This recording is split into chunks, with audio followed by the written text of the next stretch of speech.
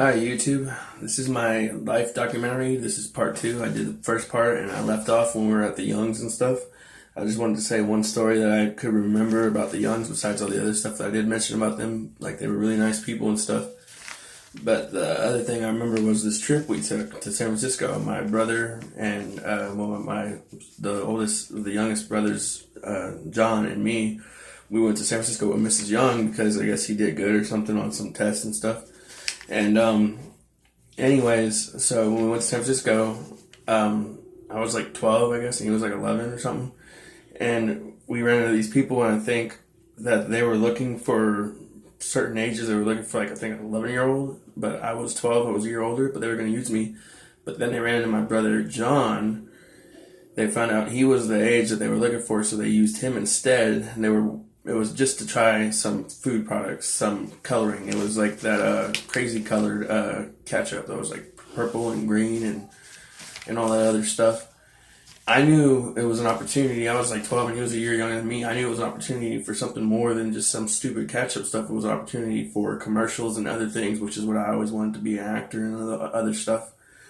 And basically, I was excited. And they were going to use me. They could see that I was enthusiastic, I was excited, I wanted to do it. But then John said he would do it. He was interested only when he found out that they were going to pay for $100 for whoever did it.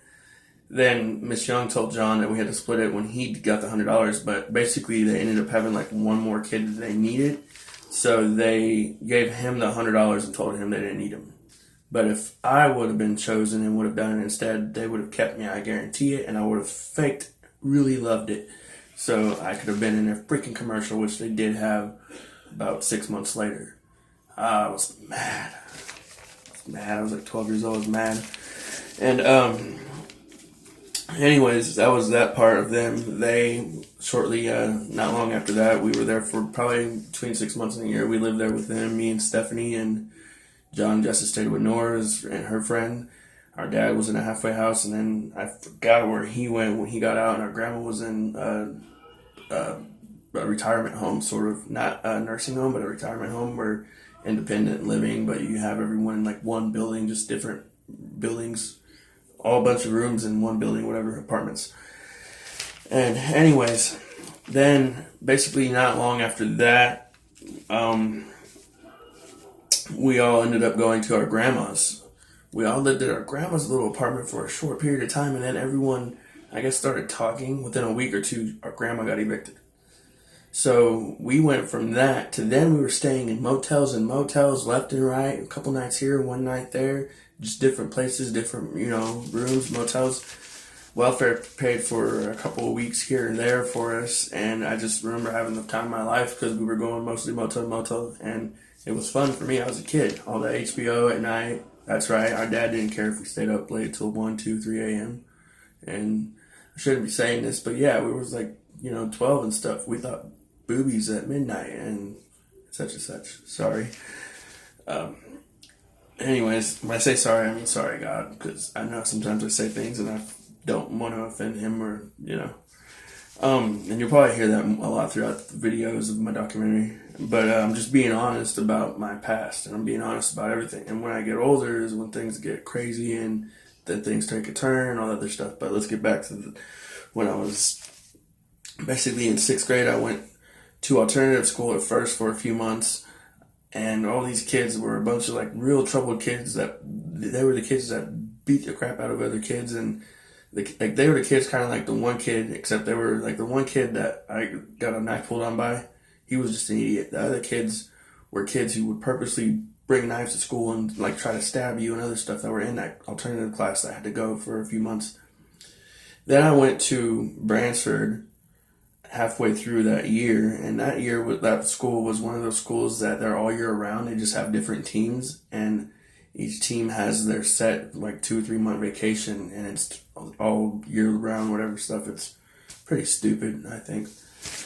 But I graduated that later on that year at Brantford. I got in so much trouble. I met friends from, getting in trouble and stuff a lot. Blake, this one kid, we saw each other quite often, and then we just started talking and we became friends. It's kind of funny. And in 6th grade, like, we lived then at Budget Inn, which is a motel, of course, but it's also a partner motel. Like, people live there and their families and kids and a whole bunch of stupid stuff. But we lived at Budget Inn when I was in alternative school, and I had to walk probably like 2 miles there and 2 miles back or so, maybe even more. And I didn't get in trouble, but there was these kids that were like, I don't know, like when I was at the alternative school before I went to Bransford, there was this one kid, Cody. He was an idiot, and he suckered me into stealing. And I think later on, if I remember correctly, I think it was a church Sunday school area, like that they had like school Monday through Friday, like little church thing for pre-K through like 5th grade or 6th grade or something. They had this little outhouse that had a whole bunch of like Legos and crap. I remember we hopped the fence and grabbed it and then threw it over, took it over to across the street in some bushes, left it there, and then he went back and got it later, and I never got it. And it was a whole bunch of like that stuff, stupid. It was a bunch of idiot stuff. He claimed that there was a safe and there was money in it, and I don't know. I don't care if there was. It was blood money. It was cursed money. I'm glad I didn't have any part of that after that, but I did help to take it, which I was stupid. Like I said, I was a kid, and then at Bransford though, I graduated, and when I graduated, I had like everyone had to write a speech about our year at that school. I was just trying to, get a passing enough grade, so I wrote like a really touching, good speech. Yeah, the school changed me. I was a troubled kid, and then I came here, and then I was really bad. I got in trouble throughout the year, but the teachers worked with me to help me, and now I'm learning. I'm doing stuff. Oh, no. And the teacher was so touched by it, Miss Williams, and she was pleased, and she gave me like a passing grade that year, so I went to 7th grade the next, but instead of failing. But she was like, will you give us be the main students that says a speech at the, graduation? And I was, scared as hell, to be honest. And I said, well, sorry, God, but I said, yeah, I guess, because I didn't want to get a failing grade. So I said yes. And when time came, I remember being frozen, having the paper up to my face like this. I was reading, and I remember like, the graduate, I was literally talking something like that because I was so scared. And then at the end of my speech, I forgot what I said. Everyone knew I was done. I guess I just shut up. Everyone knew I was done. Everyone was clapping. Probably clapping because they were tired of me. And so, yeah, everyone, my uncle was laughing. He was a drunk. I don't think he was drunk then, but he got drunk later. But he was laughing on the way home walking. My dad was like, I'm proud of you. I'm like, not me. I sucked up there. I wasn't stupid. I was 12 years old or something like that. I knew better. I was like, I sucked. I don't know. I might have been 11, I guess, in the 6th grade. Well, whenever all that stuff happened, that's when, so I was 11 maybe. Yeah, I guess that makes sense. I was 11 when all that stuff happened. I just said, even about our grandma. So then I was 12 when we moved to Budget Inn. I'm all confused. But anyways, hope you're not. But so yeah, 11 was 6th grade and all that other stuff. Then 12 when, I guess I was 11 when we first moved to Budget Inn at the end, right before I turned 12. And then, so after all that stuff, and then after, basically Budget Inn pretty much sucked. To sum it all up, it sucked bad. A lot of things happened throughout that year when I was 12 years old. 12 and 13 was rough. I was 13 and I had my first job, and I called the newspaper place. They were hiring, and I was like 13. It was like, okay, cool, you're old enough, so you can deliver papers in the morning. Like Oklahoma, you get papers in the afternoon and evening. Here, in California, you get it, in the morning, like a normal freaking person. And so, when they said, yeah, you can do that, I was all happy and stuff. I tried to get some sleep. HBO got me. Them boobies got me. And, sorry, God, they got me. And I was up watching HBO till 3 a.m. The guy shows up at like 5 a.m. knocking on the door, something like that, 4 or 5 a.m. I was dead tired, and he was like, hey, is Joseph here? And I was like, yeah, it's me. I'm not feeling good. I was like, such and such. And he was like, you gotta, such and such. And I was like, I quit. I didn't even make it to my first day. He was going to just show me the routes and stuff, and then I was going to start the next day. But first day of orientation, I quit. So I did quit my first job before even starting it. And then I had other things that happened in Budget Inn though. At Budget Inn, there was a lot of fights we got into with all these kids. They had it segregated. It was kind of racist. They had the whites on this side in these two building rows facing the entrance, and then there was two other buildings facing each other, opposite each other. One was facing, I guess, south or no, east, and one was facing west. And then, the other buildings we were in, they must have been facing north. No, they were facing south. So they're both towards the ones we were in. And there was people in front of our row, and then there was our row. And our row, like everyone in there pretty much was crackheads, or their parents were crackheads, or, or like they didn't have kids and they were crackheads. It's pretty bad. And one time, like basically two stories I'll say real quick about that and then go on. One story though was that this teacher, she was so glad to get rid of me, like Miss Williams. I'm not Miss Williams, Miss Mary. Miss Williams was 6th grade. Miss Mary was 7th grade at Sullivan. She was so glad to get rid of me because the whole year she hated me. The first day I was chatting it up with a friend, whatever, classmate, and because back in the day they weren't even friends, they were all classmates. They were just a bunch of people who thought they were so cool or whatever, just stupid. And anyways, the first day, and the teacher gets mad, Miss Mary, she starts yelling at me, and she was like, "Excuse me, Mr. Byington." And I was like, smart eyed little kid, and I was like, "I got a first name, and everyone's all, ooh, ha, ha, laughing, and everything else. I just got in a lot of trouble with her. I also skipped school for the first time a few times, and I did things, I skipped PE a lot, because I was embarrassed, because I wasn't good at basketball. I mean, I played ghetto ball with the shopping cart, stuff like that. Take the shopping cart, tilt it on its side, use the one thing, and then just slam dunk the ball. We did that at Budget Inn. And also another story, though, at Budget Inn that I remember a lot of, my brothers and I and our dad and sister, we would take a grocery cart full of food. Like, instead of, we would take grocery carts full of food and then walk it home instead of paying the cab fare. But also we would take the same grocery cart later, fill it up with all of our laundry, and take it to the laundromat instead of doing laundry over at the motel because it's so much expensive. So we would take like 4 or 5 big old things of laundry in one big old shopping cart, walk down the street with it, and it was so embarrassing. It was always embarrassing, but I mean, it was like my dad was always saying, "You're making memories here." And I didn't believe him. I was like, "I don't care, this is embarrassing." And then other things, like things that you learn in like growing up in a bigger city and things like that, like things and that I learned, like I had a friend or a classmate, whatever, another in Sullivan, like I said.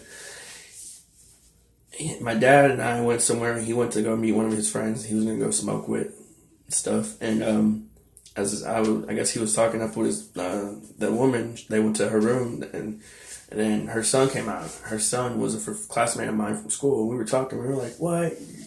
Your parents do drugs too?" "Yeah, no way."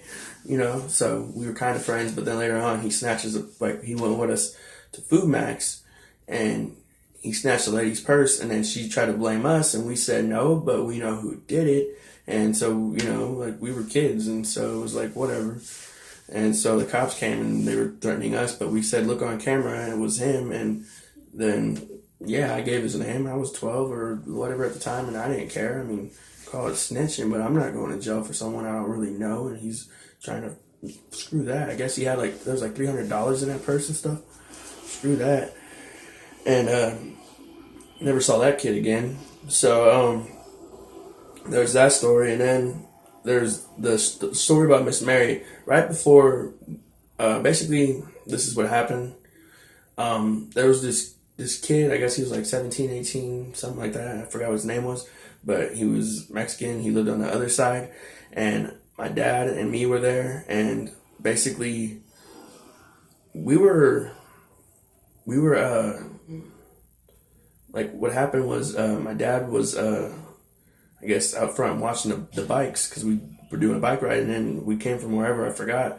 My dad and I used to do a lot of bike rides, and he would, like, especially at night, go dumpster dive, and I would go with him, and we'd find a whole bunch of stuff. Sometimes we'd find a few bucks here or there, just for stuff valuable, I guess.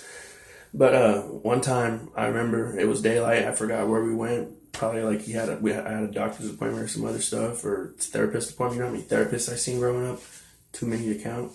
none of them could help me, literally, like, help me. So, yeah, it's not my problem. I guess it's theirs. And so anyway, back to the story. As I basically, as I go to the bathroom, my dad is in the front, in the other area of the buildings in front of our buildings. He's out there in that area, and my bike's in front of our apartment. And I go to the bathroom. I come back out. As I come back out, that Mexican kid was there, 17, 18, 19, whatever. He's taking off on my bike, and my dad starts screaming, "He's got your bike!" So I start running. I'm not even a fast runner. I kid you not. Literally, like, I got like slight asthma, so like I would run the first quarter of a mile, and then the other 3 quarters I'd walk, and I would just talk with whoever was behind, fat kids, lazy kids, slow kids. I don't know. I'll just talk with them, whatever, and chop it up about Pokemon, or Yu-Gi-Oh, or about TV, or Playboys and other stuff. Sorry, God. It's just truth, though. So, anyways, and yeah, I mean, like, there's a whole bunch of stories I could tell forever and ever, but I'm trying to make these documentaries not as long as forever. But back to that story real quick, because it's a big part of everything about our life. As he's like pedaling on the bike, and he's going past what was it, Long John Silver's, KFC, and then there's this chain fence, or no, there was another place. Okay, well, whatever. There's a few restaurants. He's going past a few restaurants, and I guess he ends up ditching the bike somewhere, and I'm running. And then at one point, he's walking by me, and he looks at me. He's breathing heavy because he was just pedaling out off his, he was just pedaling, trying to get away. And he knew he couldn't outrun me or something, or he felt scared or whatever, paranoid. So he ditched the bike right there in an alleyway somewhere behind the back of a restaurant and a donut shop, I think it was, or something. So I run and grab the bike. I go back, and I tell my dad, like, we're going to call the cops, right? He's like, I already did. They're on their way. They'll be here soon. So when the cops got there, I wanted to press charges. I'm not stupid. I don't care. I got my bike back, but I know exactly who did it. I can point the punk out. You know, they say snitches get stitches. Well, the only people that say that are people that do crimes, or people who defend people they know who do crimes. Don't do the damn crime if you can't do the time. I don't care what people say. You shouldn't snitch. It's like, shut up, okay? They're snitching, like my family and me and other people have talked about. They're snitching when you're snitching because you're caught and you're trying to get your way out of, weasel your way out of something. Yeah, that's a snitch. Fine, go ahead, beat that person up. Or I say, let God deal with people. Don't sit there and try to put the law in your own hands or think that you're above whatever. You're not above God. Nobody is. So, don't waste your breath and your energy when all you're going to do is cause more stuff against you when it comes to God and his judgment. Let him be the one who judges. Let vengeance be his.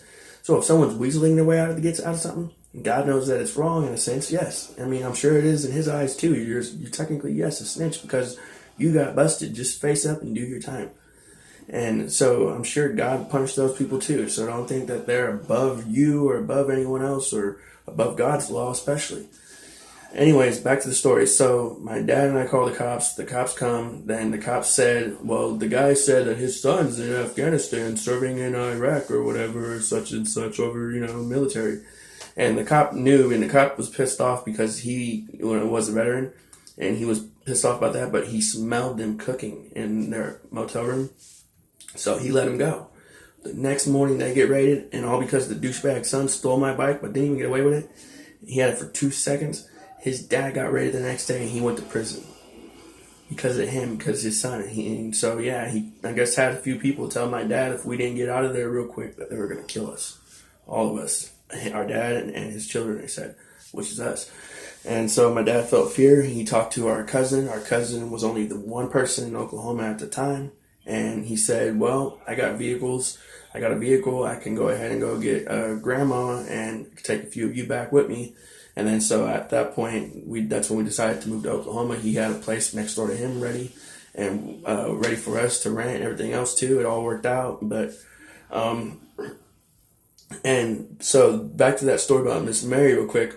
When she found out everything after the whole terrible year I had with her, after she found out that we were moving to Oklahoma, and she knew we'd be way away from her. She was so happy to get rid of me at the end of the year. She actually gave me an A or something like that. And she so much was talking to me about getting out of here that, like, she assigned this one girl who I thought was pretty cute, a Mexican girl or Asian or something. I forgot what her name was. She's really cute. And she assigned her to help me and tutor me the rest of the last few weeks or month, whatever it was, of the year. And she also herself, the teacher, Miss Mary, went out of her way to go get a hold of AAA and to get directions from such and such all the way to Oklahoma, so that we would not get lost and we'd find our way here, and probably so we would never find our way back to her class and school ever again, or city for that matter.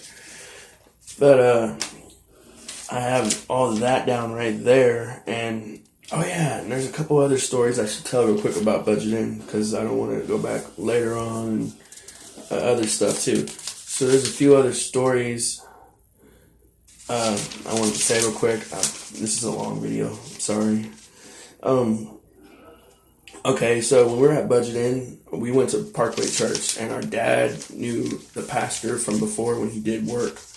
And the same pastor is the one that he did work for a few hours, him and our mother, when they were together before she left us when we were little. And they worked for like 4 or 6 hours in the heat, and he gave him like $100 cash. And that